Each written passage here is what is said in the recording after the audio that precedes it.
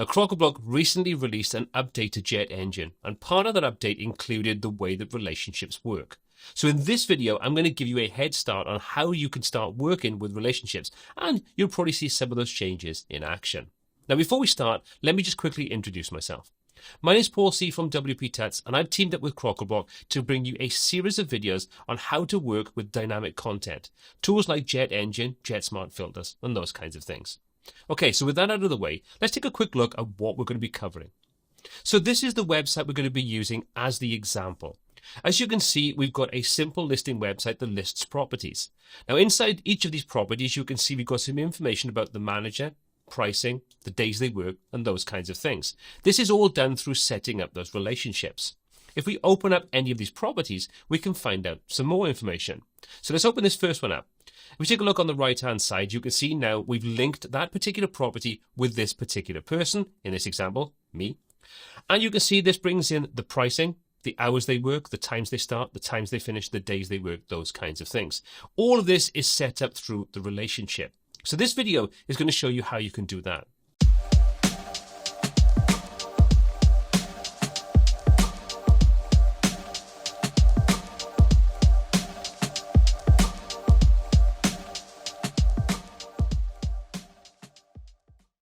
So before we start building anything at all, let me just quickly say what I've set up in advance to speed up this video. Now, most of the topics covered in this video will be linked in the description below. So if you want to see how to do anything that I've covered, you've got video links down there for your ease. So first of all, I've gone ahead and created a custom post type and some custom taxonomies. So this is all about properties. So I've created a custom post type called property, and we've created a couple of taxonomies for property location and property type. If we open up the list for properties, you can see inside any of these properties, we've got a range of custom meta fields alongside some normal WordPress fields, things like the title, featured image, and so on. And we've also then got things like property ID, property type, property status, the price, the address, all those kinds of things. Again, like I say, videos in the description below so you can check out how to do all of this for yourself. Now, on top of that, I've also created a new user role using a free plugin, and we set that up to be manager. Because what we're going to do is we're going to create a link between those managers and the property and vice versa. So you can use any kind of tool that allows you to create different user roles and assign whatever you want there. We've just created a really simple starting point. So first things first, let's go ahead and set up the relationship. So what we're going to do is we're going to go into the relations option inside JetEngine. Inside there, we can now go ahead and configure any relationships we want. So what we're going to do is we're going to click Add New. We're going to give this a name. We're going to call this Property Manager. Next, we're going to set the parent object. And in this example, we're going to select the option for users. So we're going to scroll to the bottom, choose users from the list. And then the child object is going to be our property. So basically, we're going to link our users to our property. Simple as that. Next up, we're going to choose the relationship type. And we have three different types of relationships to choose from. We've got one-to-one, which would mean we could have one manager linked to only one property. We've got one-to-many, which means we could have one manager linked to multiple properties. And we've got many-to-many, which could be multiple managers linked to multiple properties. For our example, we want one-to-many. We only ever want to have one manager associated with the property. So we're going to choose the one-to-many option. You can then set any other options you want up. For our example, we can leave everything as it is. So next up, we need to go ahead and we're going to create a couple of meta fields specifically for this relationship. Now, this is going to be information that's associated with that link between the manager and the property that we're associated with. So for this example, we're going to click on, first of all, New Field. So inside the meta fields, we're going to be creating 4 new custom meta fields. The first one is all about the amount of money that they charge. So we're going to create one. We're going to call this Charge. The name ID is automatically created for us. The text field is going to be perfectly fine in this example, and we can leave everything else as it is. We're going to create another new field, and inside here, we're going to just say the start time. Again, the name ID is automatically generated for us, and we're going to change the field type, for this example, to be time, because then we can automatically choose time with a nice simple time picker. We're going to do exactly the same again, and we're going to just set this to be end time. Again, we're going to set this to be time. And the final one is going to be the days of the week that they work. So we're just going to say days of the week. And for this example, we're going to use the option for checkbox. So now you can see we can go ahead and create our list of entries manually by using the new field option, or we can use any of the glossaries we previously created. So I've already gone ahead and created a glossary with those days of the week set up. If you want to know how to use glossaries, there's a link in the description that'll take you through how to use those and how to set everything up. So what we're going to do is we're going to choose the option to get from glossary options, and we're going to select the glossary and we're going to say workdays. We've now set up those fields and the relationships. So everything is now in place ready for us. All we need to do is click on add relation and we have created that relationship. So now if we switch back to the relationships listing, you can see there's our new property manager listing, and it gives us some basic information. It's users to posts, which is the property post type. It's a one-to-many relationship. And if we want to go in and make any changes, we can simply edit, or we can copy, or we can delete this if we want to. So that's the first part of the process set up. We've created the relationship between our managers, our user, and our property post type. So let's move on. So now that we've created the relationship, how do we go about actually connecting users to properties? Well, first of all, you need to make sure you've got some users and some properties. Now, I've already gone ahead and populated some of those for speed. Like I said, all these things are covered in their own videos. So with that being said, we can either go into the property or we can go into the user. So let's just quickly take a look at the difference between the two of them. If we go into our properties first of all and open up any new property or create a new property, so let's take this High Life Apartments as an example. Once we open that up, you can see if we scroll down to the bottom, we now have a new section called Parent Users, and we can connect a user inside here. So let's click on the Connect. Once we do that, we can then choose the user that we want to connect with this property and then set any of those custom meta values that we've just created. The hours, the time, the price, those kinds of things. So in this example, let's just choose this alter ego, which is just an account I've set up. We'll connect that user. And now we can go ahead and just insert the information in those meta values. So the charge for this example is going to be £200, dollars, euros, whatever you're using. The start time, we're going to say they start at 9 o'clock in the morning and they finish at 5 o'clock in the afternoon. Nice working hours. We're going to say these only work Monday through to Wednesday for this particular property. We'll save that metadata. And you can see now we've created this connection between the user and this specific property. If you want to edit the metadata at any point, you can click on Edit Meta. You can see that brings up a pop-up with all of that information pre-populated, and we can make any changes. So we'll say they've now decided to start working a full working week. We'll save that metadata. We can then close this down. You can also go ahead and edit this view and you can disconnect them. So if they're no longer actually linked to this particular property, you could disconnect them directly inside here. Let's go ahead and update this. And that now has created that link to that particular property. The next or other way we can do this is let's hop out and take a look at the actual users themselves. So we're going to go and take a look at all users, or if we're doing this for ourselves, we could take the profile option and go in there and do exactly the same thing. For this example though, let's open up all users, and you can see I've got 2 users inside here, myself included. So let's open up Alter Ego one more time. If we now scroll down to the bottom, you'll see we've got that exactly the same thing inside there, but we can say connect the property. So you can see High Life Apartments is linked inside here. So all those same options, because we've already linked those inside the property, are available here. Let's just say connect property. And this time we get the opposite way around. We're no longer looking for the user to connect to the property. We're looking for the property to connect to the user. So what we need to do is click inside here. There's a list of all of our properties. In this example, we'll say Lofty Apartments. We'll select that and we'll say connect the property. And again, that same pop-up comes up. So this time they work in slightly cheaper for this particular one. They're only going to be working a half a day. So we're going to say 12 o'clock until 5 o'clock. And we're going to say that they're only working weekends for this particular property. We'll save that metadata. And you can see now that's created that link, that connection between the property and the actual manager, user, whatever you want to call them. So all this is connected up inside here. We just need to hit update user and that connection has now been made. So it's very, very easy to create these connections using that relationship inside either the post type or inside the actual user details. Okay, so now that we've seen how to create that connection with the relationship, the next thing we're going to need to do is create a listing to actually output the information for our user. So we're going to create a new listing now, and this is going to be used on that single property template on the right-hand side that'll have the information about this specific manager for that property. So we're going to create a new listing. We're going to change this over to be users. We're going to give this a name. We're going to call this Property Manager. Elementor is perfectly fine, but if you wanted to use Gutenberg, you could use that as well. So we'll create a new listing item.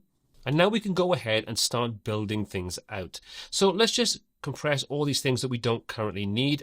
And we're going to take a look now. We've got the listing elements inside the JetEngine section. So first of all, let's hop into the settings, go to our listing settings. And what we're going to do is going to set a preview width of about 400 pixels. This is more just a case of it makes it easier to see exactly what's going on when we're designing things. A little bit more and keep it to what we're going to see in the site itself. What we're going to do now is going to go back into our widgets. And the first thing we're going to do is pull in a dynamic image. We'll drop that into our container. And inside there, we can now go ahead and change this over from post thumbnail. And we're going to say user avatar.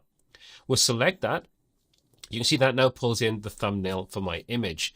So what we can do now is we can go ahead and customize this. So we'll say we're going to set this to be 400 pixels wide.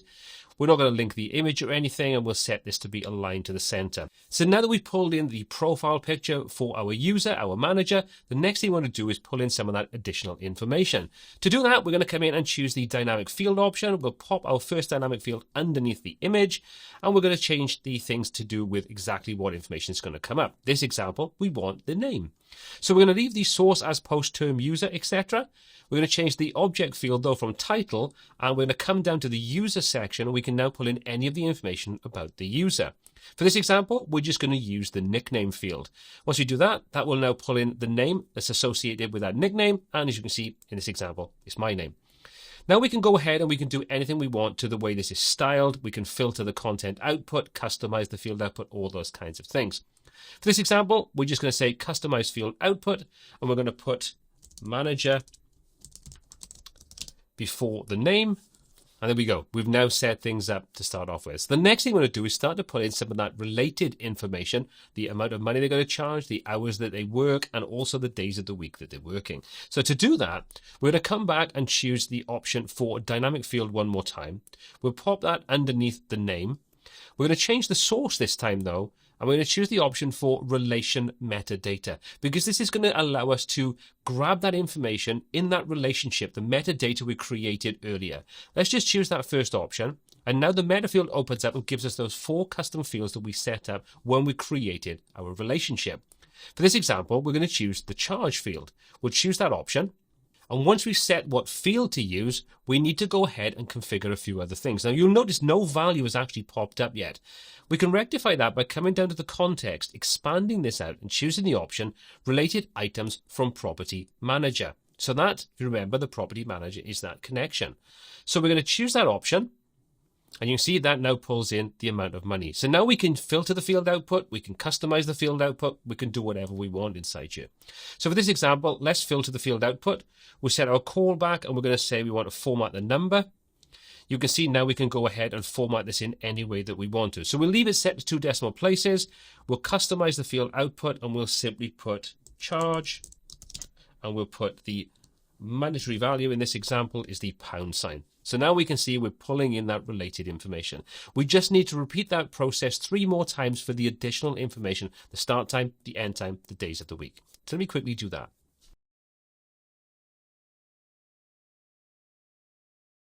So I've gone ahead and I've set everything up, but you'll notice the very, very last one, the days, is showing no value, even though we have the related items option enabled. And why is that? Simple. Because this is being stored as an array from checkboxes, it doesn't know how to output them or what to do. So that's easy to rectify. All we need to do is come in and open up the option for filter field output. And inside the callback option, we're going to scroll through until we find the option for multiple select field values. We'll check that option and you'll see there's our days of the week popping up. So you can see that I work a lot harder than my alter ego. I'm working 7 days a week. And that's how easy it is to go about setting that up. So what I'm going to do now is I'm going to quickly style this just to make it look a little bit neater and tidier. And then we're going to move on.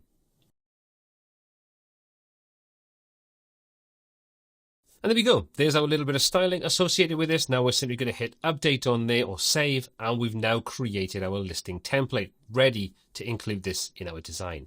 So the next thing we need to do is now take that listing item and insert that into our template for our single property.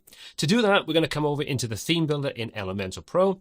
We're going to open up the single property template and we're going to choose to edit that. So there's one of our properties already preloaded in. So the next thing we need to do is go ahead and search for the listing item. So let's go ahead and search for that. There's our listing grid. We're simply going to drop that into the right-hand column. And now we need to go ahead and just set up the query and listing and all those kinds of things. First of all, let's just search for our property. There we go, property manager. We're going to set our columns to be 1 in this example. And as you can see now, that just pulls in all of the different listing items. No query has been applied inside here whatsoever. So we need to rectify that next.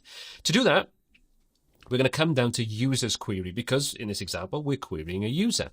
So the first thing we want to do is choose what role or roles are associated with this particular listing.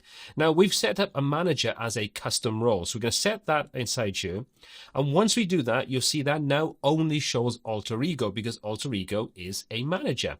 You can, if you want to, add extra ones inside here. And for this example, we'll add administrators in so it'll show me as well. So we'll choose that option and you can see now that brings back both those items. So the next thing we need to do is go ahead and query the actual search result based upon what property is going to be viewed. Now to do that, all we need to do is come into the search query option. We're going to click on the dynamic tags and we're going to scroll through until we find the option for related items. So once we choose that from there, we can now go ahead and set up what related items we're actually referring to. So the relationship in this example is property manager. So we'll choose that. You can see then we've got from object, we've got the child or the parent. In this example, we want to choose the parent object because the user, if you remember, is the parent. And then we can leave the initial object ID set to current object because that's what we're going to see when it's queried is the current object. So we open that up, you can see there's more options inside there. We're going to set the current object ID. And that's that done. We're going to click on update on there now and that will then save this for us.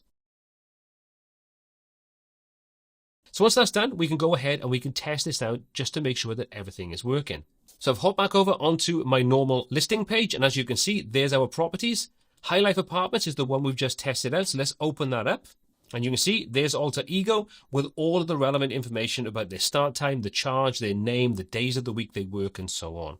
Let's come back out of this and take a look at a different property with a different manager associated. So we'll take Manor View as an example. And inside there, you can see now it's me. I'm the person that's actually the manager of this particular property, the amount of money I charge, the days of the week that I work, the time I start, and so on. So now that we've seen how easy it is to go about setting that relationship up and actually outputting the information about the manager when you look at an individual property, let's kind of flip that around a little bit. Let's take this example where we have here, where we've got all the individual properties, and let's put the information into those listings so we can see at a glance the information we want, who the manager is, and so on. So to do that, we're going to come back into our dashboard, back into JetEngine, and back into our listings. And inside there, we've got the property listing that I've created previously. So if we edit this with Elementor, you can see this is just a standard listing item like we just created for the manager. So now we need to go about finding out how to put the relevant information inside here and associate it with that relationship. So let's take a look. So to do that, we're going to go ahead and insert a new dynamic field. So let's add that underneath the title. We're going to come back over to our source now under content. We're going to change this over one more time to relation metadata. We'll choose that option from there. And we'll grab the meta field and we're going to grab the charge meta field. So we'll choose that option. And you'll see that pulls in some information, but we need to do one other thing. We need to set the context of where this information is going to be pulled from. So we're going to change this over and we're going to choose the option for related items from Property Manager, like we did previously. We'll select that option, and now that will kind of link the different meta fields and so on to the actual property inside our listing. So with that being done, we can again go ahead and do what we did before. We can filter our field output if we want to. So again, we'll set this to be format number. We're going to customize this, and we're just going to say charge, and we'll set things up inside there. So you can see that now pulls in the relevant data. And we can go ahead and repeat that process like we did previously to make sure that all the data is being pulled in correctly.